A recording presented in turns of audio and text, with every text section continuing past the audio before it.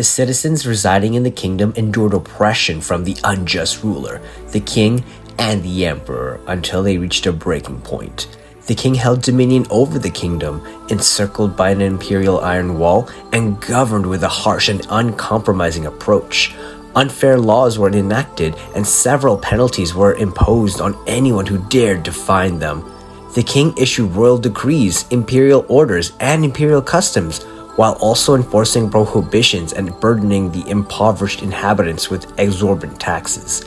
Those unable to comply with these demands faced punishment. The king displayed a complete lack of compassion. The impoverished populace of the kingdom was burdened with increasingly steep tolls as dictated by the king. Should they fail to meet these demands, they would be forced to make agonizing decisions regarding what they would sacrifice to fulfill the tax obligations, potentially facing confiscation of their possessions.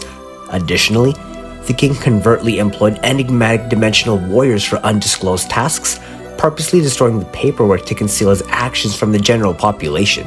In undisclosed gatherings, the king orchestrated secretive meetings, leveraging his powerful sentry to ensure the proceedings favored in his own interests. The people of the kingdom endured oppression, but it did not stop there. Those who dared to defy the king faced the wrath of the royal command, resulting in punishment through imprisonment in the royal prison.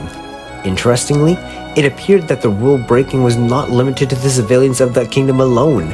These incarcerated individuals banded together, forming a collective known as the EXILED force. The king was not the only form of corrupt power in the kingdom, however.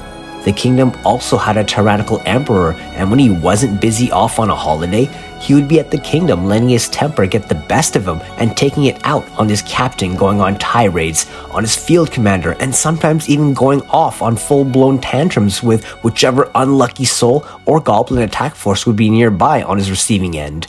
When no one was around for him to take out his anger, the tyrant would just lash out on whatever was around him. With the guard's futile attempt to calm him down when he wasn't throwing tantrums, the tyrant would either be gorging himself with food or falling asleep on the job. The people of the kingdom had had enough living like this, so they all decided to join together and form a united resistance to overthrow the corrupt powers of the kingdom.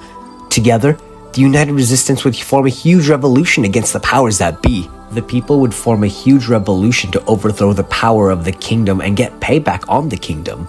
The emperor would attempt to put a stop to this by using his guards to seize the crowd and shut them down. However, the people were prepared for this. The exiled forces were waiting on the outskirts of the kingdom in the form of a throwstone unit. This throwstone unit would use a catapult to launch rocks on the kingdom and bombard it. The kingdom, now in shambles, would surrender to the people, and the revolution would be a huge success. The people, now filled with joy, had finally achieved liberty at last. Free from the tyranny of the kingdom, the king would no longer need the emperor seeing what the people would be capable of, and the emperor would wander the streets among the people that despised him.